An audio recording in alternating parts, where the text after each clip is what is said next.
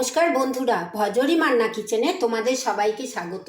আজকে গরমকালের বিখ্যাত কাঁচা আম, গাছে গাছে এখন কাঁচা আম, সেই কাঁচা আম দিয়ে চারাপোনা মাছের পাতলা ঝোল করে তোমাদের সঙ্গে শেয়ার করলাম। কিভাবে রান্নাটা করলাম চলো দেখে নিই। আম দিয়ে মাছ রান্না করার জন্য এখানে আমি আম নিয়েছি। এখন গাছে গাছে অনেক কাঁচা আম, এটা আমার গাছেরই আম। দুটো আম নিয়েছি, কটা চারাপোনা মাছকে নুন হলুদ মাখিয়ে রেখেছি, টমেটো, কাঁচা লঙ্কা, পেঁয়াজ কুচি আর আলু। এই দিয়ে আমি গরমকালের জন্য পাতলা পাতলা করে মাছের ঝোল করে তোমাদের সঙ্গে শেয়ার করছি। এই গরমকালে না কোনো মশলা পেটে খুব একটা সহ্য হয় না, তাই যত হালকা খাওয়া যায় ততই ভালো। সেই কথা মাথায় রেখে আমি আম দিয়ে চারাপোনা মাছের পাতলা ঝোল করে আজ তোমাদের সঙ্গে শেয়ার করছি। চলো রান্নাটা শুরু করি। দেখো আমি আমটা গ্রেট করে রেখে দিলাম, এটা আমি রান্নায় ব্যবহার করব। নেক্সট স্টেপে আমি গ্যাসের মধ্যে একটা কড়াই বসিয়ে নিচ্ছি, তার মধ্যে আমি একটু সর্ষের তেল দিয়ে দিচ্ছি। আমি এই মাছটা সর্ষের তেলেই রান্না করব।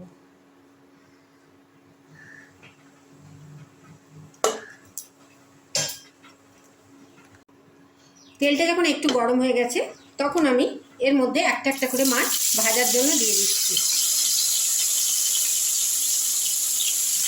মাছটার গায়ে একটু নুন হলুদ মাখানো আছে।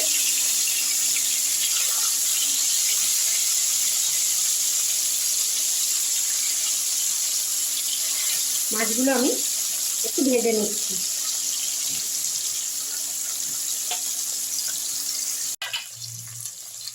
মাছটা যখন এক পিঠটা ভাজা হয়ে গেছে তখন আমি খুব সতর্কভাবে মাছগুলোকে উল্টে দিচ্ছি।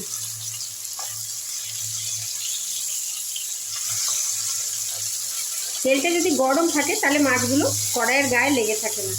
যেহেতু মাছের মধ্যে নুন হলুদ মাখানো থাকে তাই জন্য মাছগুলো, এই মাছটা একটু নরম হয়ে গেছিলো। নুন দিয়ে ভাজলে মাছগুলো ভাঙার ভয় থাকে না।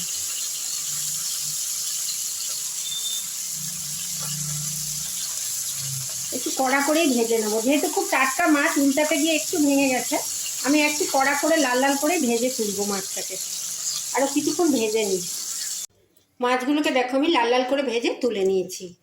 এরপরে আমি ওই মাছ ভাজা তেলের মধ্যেই দিয়ে দিচ্ছি একটু শুকনো লঙ্কা, না একটু তেজপাতা, একটু শুকনো লঙ্কা, একটু গোটা জিরে আর একটু কালো জিরে। এইভাবে আমি একটু ফোড়নটা, ওই মাছ ভাজার তেলে একটু ফোড়নটা নাড়াচাড়া করে নিচ্ছি।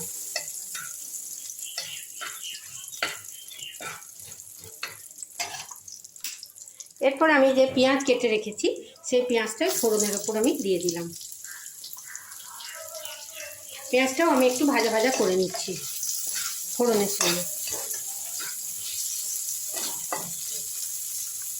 পেঁয়াজটা যখন একটু ভাজা ভাজা হয়েছে তখন এর মধ্যে আমি কেটে রাখা একটু আলু দিয়ে দিচ্ছি। আলুটা অপশনাল, তোমরা মনে করলে দিও, নাহলে পেঁয়াজ টমেটো দিয়েও খেয়ে দেখতে পারো। আমি অল্প একটু আলু দিয়ে দিলাম। পেঁয়াজের সঙ্গে একটু আলুটাও আমি ভাজা ভাজা করে নিচ্ছি। আর আলুর মধ্যে দিয়ে দিচ্ছি একটু আন্দাজ মতো নুন আর একটু হলুদ।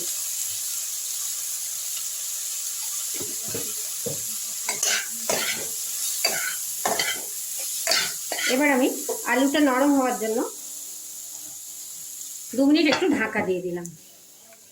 দেখে নিয়ে আলুটা কতটা ভাজা হলো। আলুটা বেশ ভাজা ভাজা হয়ে গেছে, দেখো লাল লাল হয়ে গেছে।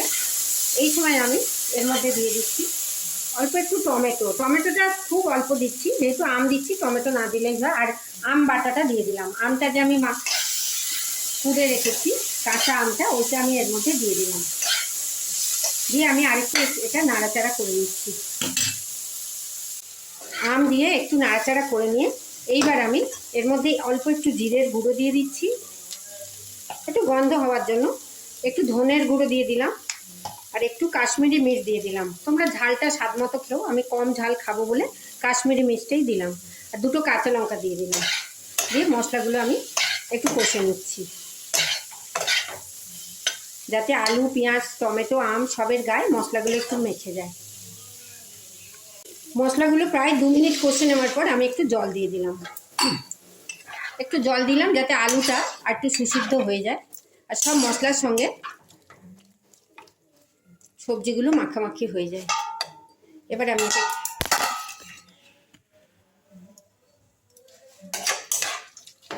এবার আমি এটাকে একটু আরেকবার ঢাকা দিয়ে দিলাম। একবার ঢাকনাটা খুলে দেখে নিই। বাহ, আমার সবজির সঙ্গে টমেটো আলু সব মোটামুটি সেদ্ধ হয়ে গেছে। এই পর্যায়ে আমি ঝোলটাও গায়ে মাখা মাখা হয়ে গেছে। এই পর্যায়ে আমি ভেজে রাখা মাছগুলো দিয়ে দিচ্ছি। দিয়ে একটু স্ট্যান্ডিং টাইমে রেখে এগুলোকে আমি ঢেলে নেব। মাছগুলোর সঙ্গে একটু ঝোলে মাখামাখি করে দিচ্ছি। ভালো করে ভাজা আছে, তাই জন্য মাছগুলো সেদ্ধও হয়ে গেছে। একটু সময় আমি গ্যাস স্ট্যান্ডিং টাইমে রেখে গ্যাসটা বন্ধ করে দিচ্ছি। এবার তারপরে আমি এটা ঢেলে নেব। কাঁচা আম দিয়ে চারাপোনা মাছের ঝোল করে আমি তোমাদের সঙ্গে শেয়ার করলাম। আমি কড়াই থেকে একটা বাটিতে মাছগুলো তুলে নিয়েছি। এটা গরমকালে খেতে খুব ভালো লাগে। যদি আমার ভিডিওটা তোমাদের ভালো লাগে, অনেক লাইক শেয়ার কমেন্ট করো, সাবস্ক্রাইব করে বেল আইকন প্রেস করো, যাতে আমার সমস্ত নিত্য নতুন রান্নার ভিডিও তোমরা সবার আগে দেখতে পাও। কোন বন্ধু কোথা থেকে দেখছো জানিও। সবাই খুব ভালো থেকো, সুস্থ থেকো, সাবধানে থেকো।